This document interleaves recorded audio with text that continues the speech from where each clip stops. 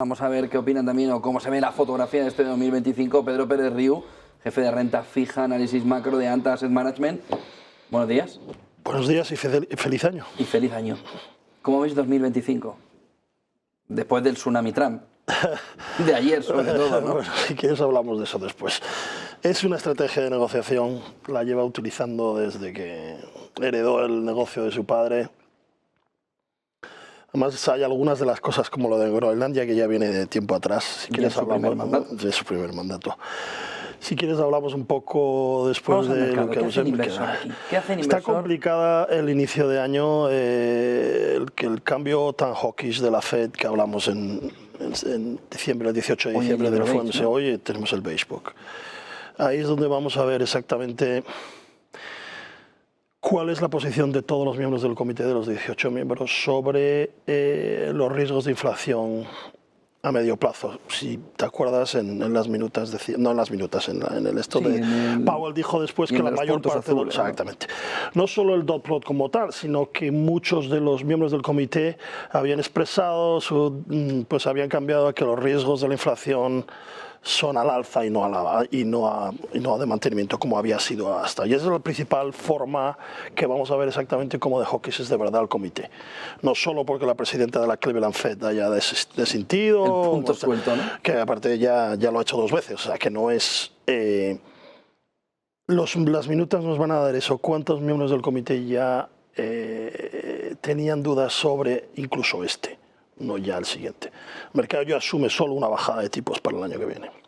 Para acumulada. Este 25. Para el 25. Solo una bajada de tipos. Muy poco.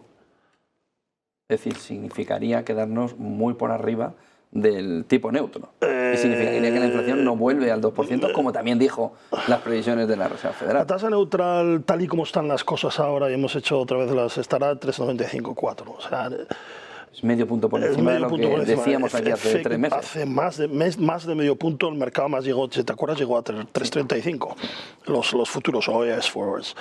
La pregunta aquí es no tanto cómo de data dependent de verdad van a ser, o si van a ser así de hawkish hasta que vean que de verdad hay yo creo que la clave va a ser la estabilidad del empleo, que si el desempleo llega a 4,4, 4,5, como parece que es... Sí, pero el dato de empleo ayer fue bueno, fue muy bueno. El empleo fue bastante... Bueno, sí, te refieres a JOLTS. A ver, llevaba bastante mal y claramente las vacancies, lo que es los empleos siguen reduciéndose y esta es la primera subida que tenemos en bastante tiempo. Si tú ves las estimaciones privadas, lo que te dan es más bien una estabilización del empleo. Que coste que no importa, ¿eh? Estamos hablando de una economía súper robusta, salarios reales que siguen manteniéndose alrededor del 3, 4% anual, crecimiento, sigues teniendo una muy baja tasa de desempleo. Lo que sí que estás viendo es cada vez más difícil encontrar nuevos empleos, pero todavía no se ha, es decir, si lo pierdes te cuesta más tiempo. Pero lo encuentras. Pero lo encuentras. Y aquí la pregunta es que en el momento que eso cada vez, si te fijas en el mismo JOLTS, cada vez hay menos quits, es decir, la gente ya no deja el trabajo tan fácilmente como antes y cada vez es más difícil renovar bajas desde el punto de vista del que pierde el empleo. Pero el número fue bueno. Compara con lo que pasó esta mañana en Alemania, que no hay por dónde cogerlo. Tanto las ventas al minorista como sobre todo los pedidos de fábrica pues es desastroso. O sea, no lo puedes ver de ninguna otra manera. Hombre, hay un par de cosas que puedes decir que porque hubo menos órdenes grandes y todo esto, pero eso ya es para economistas. Eso es para mirar dentro de economistas, hubo menos órdenes grandes, vale, sí. Pero, o sea, que la caída general de la mediana no es tan fuerte, pero sigue siendo desastroso, ¿no? Y todo eso, el petróleo, el West Texas, superando ahora mismo ya los $75. Por primera vez desde octubre del 24, lo que nos significa que hay un repunte inflacionario también por la vía que estaba desinflacionando todo, que es el efecto energía. Gran parte de y el frío. Y el frío. Gran parte de lo que estás viendo ahora del repunte, sobre todo en Europa, en Estados Unidos el repunte de la inflación no es tanto por esto, pero lo que estás viendo es una base de comparación bajísima. Efecto base. El efecto base que teníamos el último trimestre del año pasado en Europa con la energía. Lo que estás viendo ahora es un invierno duro y estás viendo también que Ucrania ha dejado de dejar pasar el gas ruso a través de sus gasoductos, o sea que una caída de aproximadamente el 6% de la... que está afectando pero que se suma a lo sumado, a lo sumado, a lo sumado. Claro, eso todo... Es poquito, dice, bueno, no, pero poquito pues llevamos todo eso. Son ganancias y pérdidas marginales, es decir, en el margen influye muchísimo en el precio y es lo que estás viendo. Yo no creo, yo francamente creo que el mercado, que el Banco Central Europeo el año que viene terminará no solo en neutral, sino probablemente en acomodativo. Ya. Claro, pero estás diciendo que solo baja una bajada, solo hace una bajada la Fed, por eso, y el Banco Central Europeo se mete un sprint de bajadas, a menos 3. Entre 1,5 y 1,75, yo creo que llegará. Pero eso significa que además hay un gap aquí, con lo que el euro se tiene que ir al 0. Bueno, es parte de... 90 y... Estamos sacando ahora nuestro informe preanual, nuestras perspectivas de este año. ¿Y qué es lo que decís en el informe? ¿Cómo lo veis? Pues básicamente se basa en esto. Cuidado con la prima de riesgo, por lo menos, desde luego cuidado con el euro, cuidado con el yen, donde tenemos la misma situación de un banco central, en este caso, que no quiere admitir que tiene un problema de salarios y tiene un problema de inflación. Entonces el yen probablemente va a seguir subiendo, porque ahora ya no hay el viento de cola de que los americanos estén bajando tipos. El yen ya no tiene esa... Puede que suban 50 puntos básicos el año que viene, pero no más. Y eso, si no lo hacen o lo retrasan, yo no creo que van a subir ahora, yo creo que van a subir en marzo y eso va a causar un problema. En China no vemos, de momento, que los enormes paquetes fiscales. Básicamente hay un consenso generalizado sobre que hay que gastar, hay que pasar directamente. Algunas de las nuevas medidas son desde luego bastante mejor que lo que se ha intentado antes, que es literalmente limpiar el stock de inmobiliario no vendido y más importante, no terminado, que es enorme. Y luego también pues dar directamente ayudas al consumo. A mí eso me preocupa. ¿Por qué?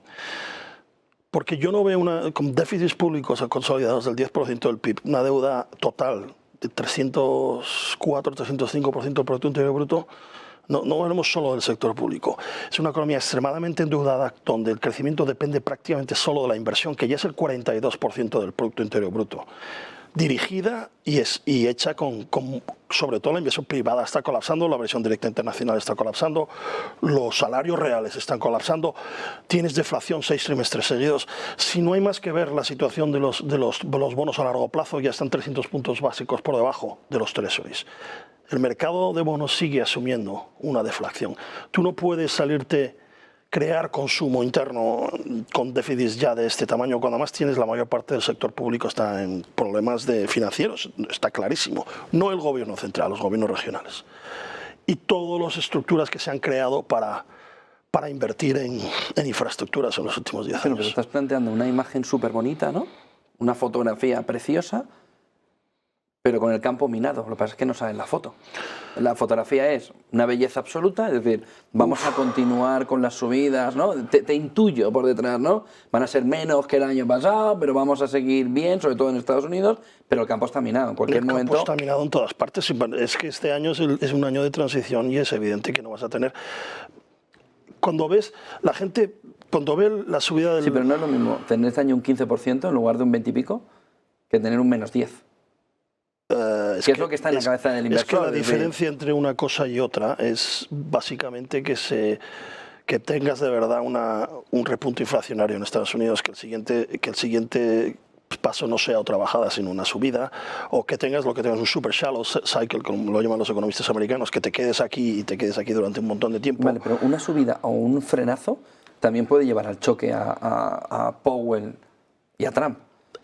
Trump ha dicho que no iba a intervenir, pero sabemos que... Bueno, ya lo dijo ayer, los tipos están muy altos. Los tipos a largo están muy altos. Los tipos a cortos no están muy altos. Están más o menos fair value.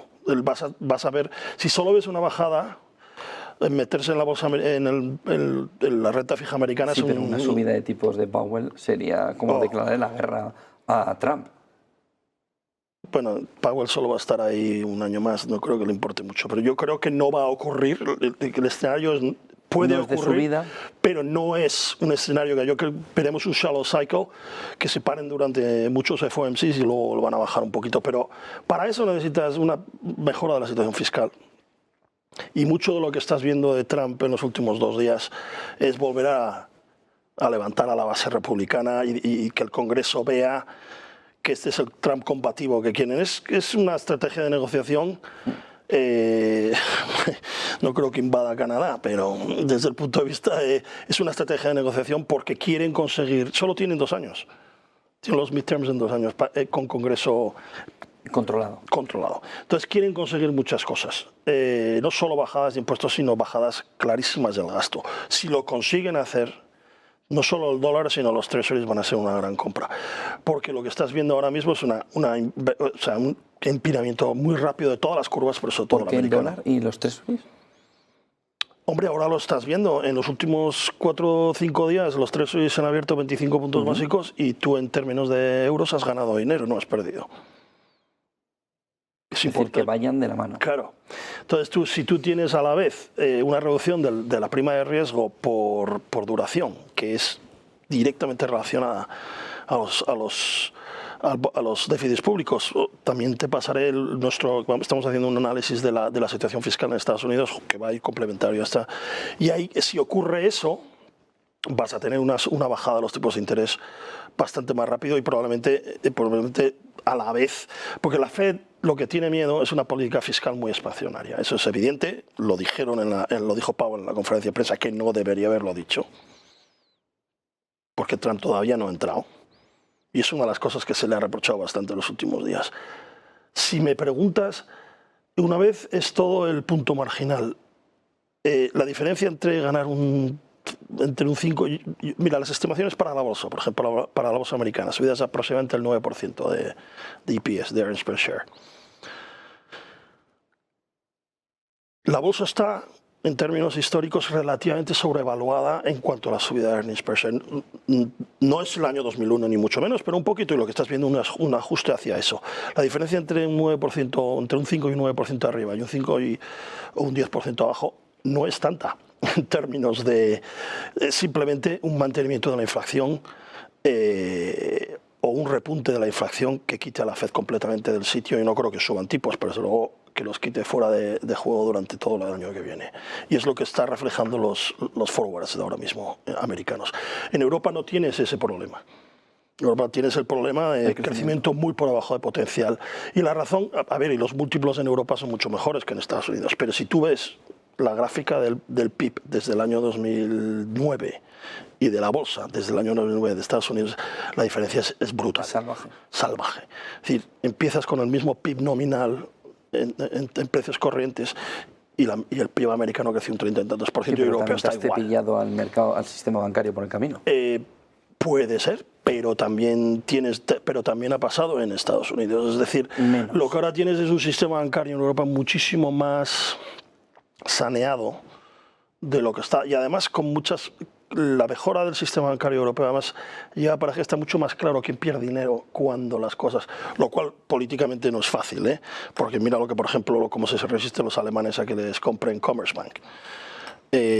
Cuando las cosas pasen mal y llegue el momento de ver cómo de verdad es la prelación de activos y de pasivos, y quién, ya veremos, pero está mucho más claro la situación de quién pierde y cómo, que lo que era en 2011, que fue un desastre absoluto. Pues muchísimas gracias por toda esa fotografía. Pedro Pérez Riu, jefe de renta fija y análisis macro de Ant Asset Management. Nos traes el resto del informe cuando lo tengamos, y quería hablar también de aranceles. A ver cuándo termine por definirse, porque ayer dijo fake news a lo que estaba diciendo el Washington Post. Creemos que va a haber... Si es fake news... Creemos que va a haber aranceles específicos a determinados productos con Europa, Canadá Pero y eso fuera. es Washington Post. Entonces no es fake news. Es lo que yo creo que Scott Bessent quiere hacer, que es el secretario del Tesoro. Otra cosa es lo que quiere hacer Lutnick y Jameson Greer. Es decir, que su entorno haya podido filtrar. Efectivamente. Yo creo que es una filtración, que Bessent es lo que quería desde el principio. Con China es otra cosa. Y con China, el problema que tiene China mismo... con sectores. Sobre todo sectorial. Y ya lo estás viendo. Exactamente, ya lo estás viendo. También os lo explico ahí, que va a haber... Sobre todo van a bloquear prácticamente todas las transferencias de tecnología. Ya lo hablaremos otro día. Muchísimas gracias, Pedro Pérez Riu, jefe de renta fija y análisis macro de Ant Asset Management. Buen día, buen negocio, feliz año. Feliz año y muchas gracias.